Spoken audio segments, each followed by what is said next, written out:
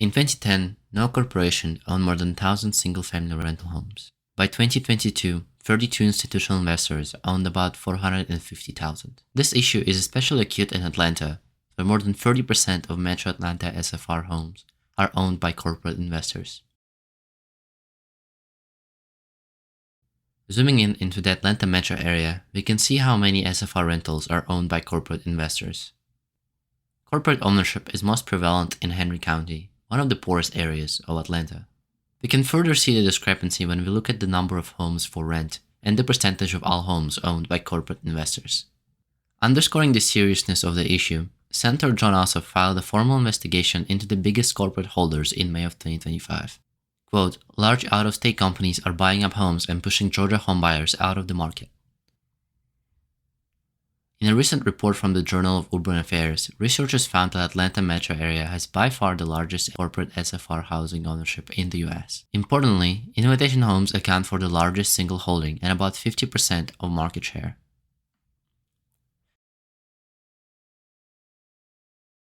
Nearly all, 98% of Invitation Homes' revenue is pure rent, a profit not by wages for labor or by interest upon capital, but by the increase of rent.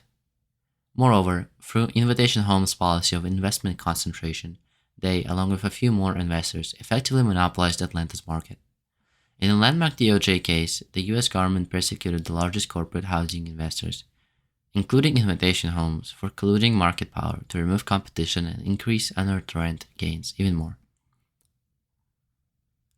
Traditional fiscal policies largely ignore the fact that the cost of providing urban infrastructure is public, but some of the economic benefits, notably those that materialize in the higher prices of land, are private, meaning that landowners typically reap unearned wealth. Land value capture may help direct efforts away from rent-seeking behavior towards gainful economic activity. Looking back at Henry County, the biggest public investment in county's history was made in mid-2010s, around the time when corporate investor landlords began their buying spree.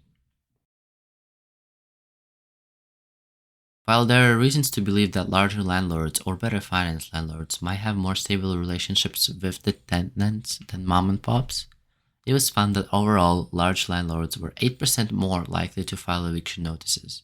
Moreover, FTC successfully sued Invitation Homes for deceptive promises of home inspections, deceptive and unfair withholding of security deposits, and unfair eviction practices. Under the settlement, Invitation Homes is required to turn over $48 million to FTC to distribute to more than 33,000 SFR properties affected by these practices.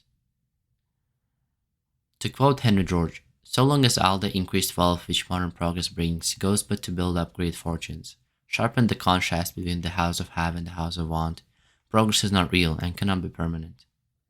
Wealth increase for Invitation Homes while renters' conditions degrade perfectly illustrates this conjecture. According to Progress and Poverty Institute, land value taxation shifts in Pennsylvania produced clear and consistent benefits: increased construction of housing and office buildings, less sprawl, more business, and higher property values overall. Additionally, Pittsburgh's land value tax was found to increase renovations of both residential and non-residential buildings, something lacking in Atlanta. In Henry County's case, land value tax would come out to be about 9 mils, or about half of the rate of Pittsburgh's rate. Although the FTC has acted against rent hike collusion, Invitation Homes still commands an outsized share of the rental market and continues to extract unearned profits. Implementing a land value tax would curb corporate capture of land value and redirect gains back into public wealth. Encouragingly, since May 2025, Senator Jon Ossoff has been leading the charge against corporate landlords, seeking to dismantle their excessive holding.